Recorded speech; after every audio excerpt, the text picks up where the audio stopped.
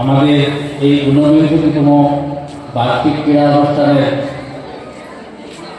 উদ্বোধনী অনুষ্ঠানে উপস্থিত প্রধান অতিথি যার বক্তব্য কিছুক্ষণ পূর্বে আমরা শুনেছি,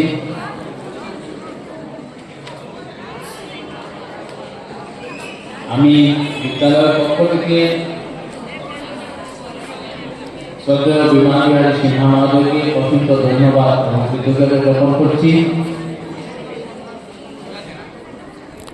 এই শ্রদ্ধেয় বিমান বিহারী সিনহা এখানে যারা নবপ্রজন্ম আছো, যারা ছাত্রছাত্রীরা বসে আছো, তোমাদের জেনে রাখা উচিত বা অনেকেই জানেন না, আমাদের শ্রীভূমি জেলার এই শহরে যে ডিএসএ আছে, ডিস্ট্রিক্ট স্পোর্টস অ্যাসোসিয়েশন, যেটা আমরা গভর্নমেন্ট স্কুলের পাশে যে বিশাল মাঠ দেখি, সেটা ডিএসএ ময়দান। মূলত গভর্নমেন্ট স্কুলের ময়দান ছিল, কিন্তু সরকারি স্কুল সেটা ডিএসএ কে দেখাশোনার জন্য হস্তান্তর করেছে। এখানে যে স্টেডিয়াম দেখতে পাই, বর্তমান যে ডিএসএ আছে, সেটার উপকার হয় শ্রদ্ধেয় বিমান বিহারী সিনহা মহোদয়।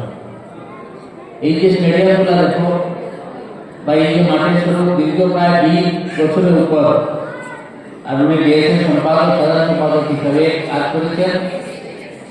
আর এই সময়েই এই বর্তমান যে স্মৃতি আমরা চোখের সামনে যেটা বেশি উঠছে, ডিএসএ হিসাবে আমরা চিনতে পারছি একটা প্রতিষ্ঠান, সেই প্রতিষ্ঠানের উপকার করেন শ্রদ্ধেয় বিমান বিহারী সিনহা মহোদয়। আমাদের এই প্রত্যন্ত অঞ্চলে ক্রীড়া সংগঠন হিসাবে অনেকেই কাজ করেছে, কিন্তু সেই কাজে যেমন এখানে কিছুক্ষণ পরে যুগের যারা অফিস বার্তা করে গিয়েছে তাদের সম্বর্ধনা করা হয়েছে। তো সেই জন্য এইসব দেওয়ার জন্য যেমন এনএসটিএফ একটা প্ল্যাটফর্ম আছে, আসাম অলিম্পিক অ্যাসোসিয়েশন একটা প্ল্যাটফর্ম আছে, ডিস্ট্রিক্ট লেভেল আছে ডিএসএ একটা প্ল্যাটফর্ম। আর সেই জন্য উনি এই সমস্ত জীবন এই ডিএসএর জন্য কাজ করেছে। ব্যক্তিগত সূত্রে পাবলিক উচ্চতর মাধ্যমিক বিদ্যালয়ে কাজ করে সেবানিযুক্ত হয়েছে।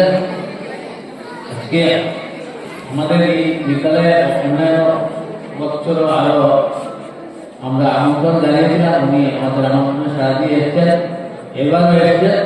সেই জন্য আমি বিদ্যালয়ের পক্ষ থেকে ওনার সাথে আন্তরিক কৃতজ্ঞতা জ্ঞাপন করছি এবং ওনাদের আশীর্বাদ প্রার্থনা করছি। ওনাদের আশীর্বাদে আমাদের যে স্পোর্টস স্পিরিট, সেটা যাতে বিদ্যালয়ে জাগৃত হয়।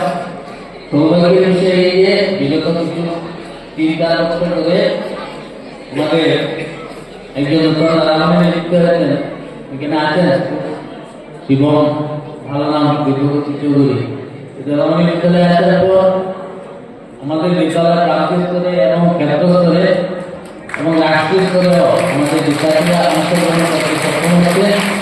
সেই জন্য বিদ্যুৎ চৌধুরীকেও আমি বিদ্যালয়ের পক্ষ থেকে আন্তরিক ধন্যবাদ এবং কৃতজ্ঞতা জানাচ্ছি। এই ক্ষেত্রে জানাচ্ছি যারা ছাত্রছাত্রী কঠোর পরিশ্রম করে, অভ্যাস করে, আর অখিল ভারতীয় স্তরের প্রতিযোগিতায় শারীরিক ক্ষেত্রেও অংশগ্রহণ করছে, খেলাধুলাতে এবং যুগাতে, এবং বিগত বছরগুলোতে অখিল ভারতীয় স্তরে ওরা পুরস্কৃত হয়েছে। তোমাদের কাছে আমার অনুরোধ, তোমাদের এই যে স্পিরিট, সেটা বিদ্যালয়ের অন্যান্য যারা ছাত্রছাত্রী দায়িত্ব আছে সবার সঙ্গে শেয়ার করো। এই অখিল ভারতীয় স্তরে কিরকম খেলাধুলা হচ্ছে, সেখানে কম্পিটিশন করতে গেলে কিরকম প্রস্তুতি দরকার আছে, সেগুলা ব্যক্তিগত আলাপ আলোচনার মাধ্যমে অন্যান্য ভাই-বোনদের সঙ্গে শেয়ার করে তাদেরকে উৎসাহিত করা যাতে আমাদের বিদ্যালয় থেকে একদম নিকট ভবিষ্যতে যেন আমরা এক ভালো অখিল ভারতীয় স্তরে একটা টিম আর পৌঁছাতে পারে। একজনও বিদ্যার্থী যদি ভালোভাবে রাষ্ট্রীয় স্তরে কোনো প্রতিযোগিতায় আর সুনাম অর্জন করে, শুধু এই বিদ্যালয়ের গৌরব হবে সেটা নয়, পুরা জেলার গৌরব হবে, পুরা উত্তরবঙ্গের গৌরব হবে, আসামের গৌরব হবে। যারা আজকে পড়ছে, সারা বিশ্বে জয় করছে, তারা কোনো না কোনো বিদ্যালয়ের ছাত্র। সেই জন্য আমি সবার কাছে ছাত্রছাত্রী ভাই বোনদের কাছে বিশেষ করে অনুরোধ করছি যেরকম ডাক্তার হওয়া যায়, ইঞ্জিনিয়ার হওয়া যায়, উকিল হওয়া যায়, শিক্ষক হওয়া যায়, এরকম বিভিন্ন প্রফেশনে যাওয়া যায়।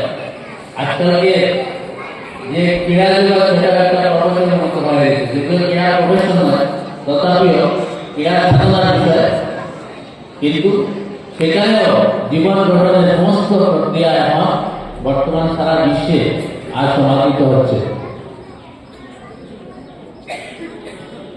দ্বিতীয়ত হচ্ছে কি, যে পড়াশোনার সঙ্গে সঙ্গে যদি আমরা খেয়াল রাখি, যে অনেকের ধারণা, অনেক অভিভাবকের ধারণা, খেলাধুলা করলে বাড়িতে করলে পড়াশোনাতে ঘাটতি হয়ে যাবে, কিন্তু এরকম কোনো কিছু না। যারা খেলাধুলা করে তাদের কনসেন্ট্রেশন বেশি হয়, কম সময়ে পড়াশোনা করে এরা সফলতা অর্জন করতে পারে। ইচ্ছা শক্তি হচ্ছে আসল, ইচ্ছা শক্তির উপর নির্ভর করে সমস্ত আর জীবনের গতিবিধি।